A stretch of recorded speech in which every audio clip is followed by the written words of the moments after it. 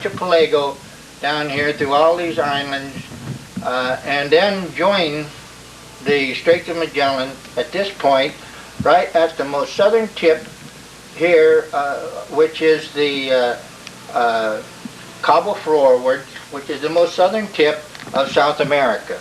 All of the rest of this is all islands. These are all islands not connected to the continent of South America.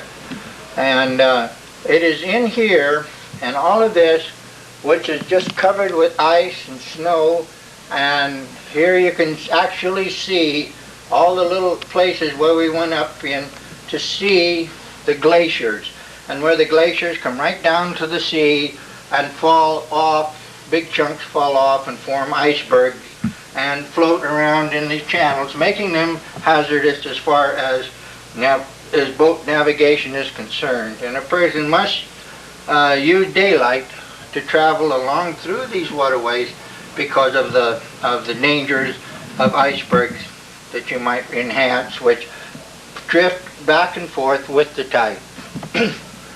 I entered finally at Puerto Williams.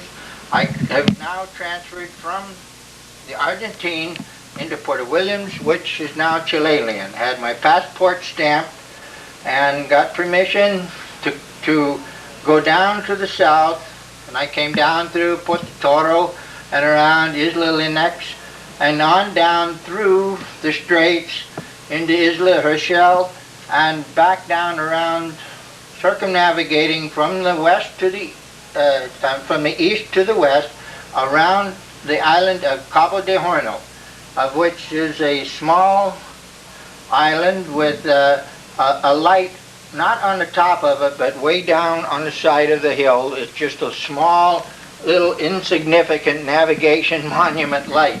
And after all the trouble and the 5,500 miles it took me to get here, it wasn't much of a lighthouse to stand up and cheer at. But anyway, I talked to the man on the station there. There is a Navy radio man there who was stationed there in a little house, and we had a nice conversation. And I went around the island and then back up to the anchorage. And then while I was in there, I went all through the Wollaston Islands and back up around, and then back up just to be at Puerto Williams right at Christmas time. From Puerto Williams, I went on up into again to the city excuse me, of Ushuaia, which is a Argentine city.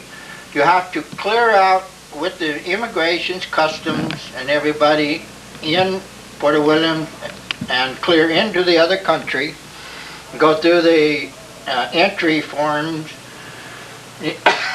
immigrations, and all of that, and spent some time in the city there. And then I came back to Puerto Williams, spent a little bit longer there, and then went up and got a fresh stamped passport so that I could now have 60 days, that's 90 days in these waters, and and get a 90-day extension, which would allow me 6 months to stay in the southern waters, in amongst the icebergs and the glaciers and the places of this type, and to travel along. And being the type of place it is, you could only go the distance, when you had good weather, you could only go the distance of one anchor to the next anchorage that you could make during one daylight period of time, so that you didn't get caught out here in the windy, black nighttime where you couldn't see ice or anything or protect yourself. Okay, I'm going to show you here pictures, these two lower pictures of the boat up on the beach in Bahia Thetis, which is a very southern, eastern tip of Tierra del Fuego. And that is the first place that I landed, right here in the east tip of Tierra del Fuego. And this is what the area looks like. It's a very low, flat, walk along about 200 yards while you're really looking for a place to sit down because it's very difficult to walk on. And so you're either walking on moss or on the beach or on stepping from rock to rock. And that's the way this whole eastern section of Tierra del Fuego is. And the next picture shows a picture of just one more picture of Tierra del Fuego, Bahia Thetis, with the boat up on the beach where I'm scraping and cleaning the bottom. I've parked the boat or anchored the boat in this position, tied it very securely, and then the tide went out. They have about 14 feet of tide there, so there's plenty of time to go down and walk around the boat and clean it and get it prepared for when the tide comes back in to launch it back out into the deep water.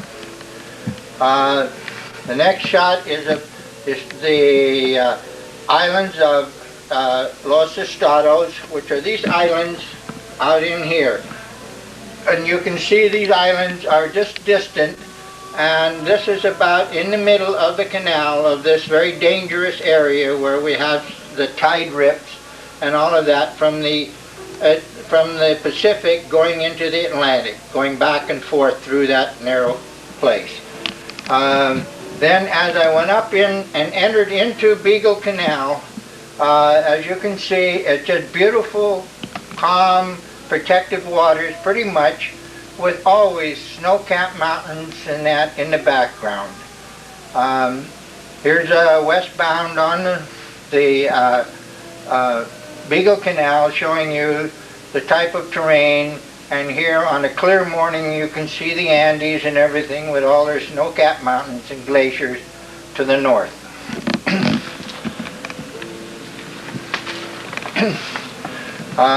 Going south from the Beagle Canal, that is, coming from here, coming down south. We're coming down this way now to go down around Cabo de Horno, and here you see the type of waters and the canals, the way the islands look, and then this is looking north and east from the Cape, the Cape or Cabo de Horno. If you're looking back up this way, this is what the rocks in that terrible area down there appear to be. And then here is the actual island of Cabo de Horno itself.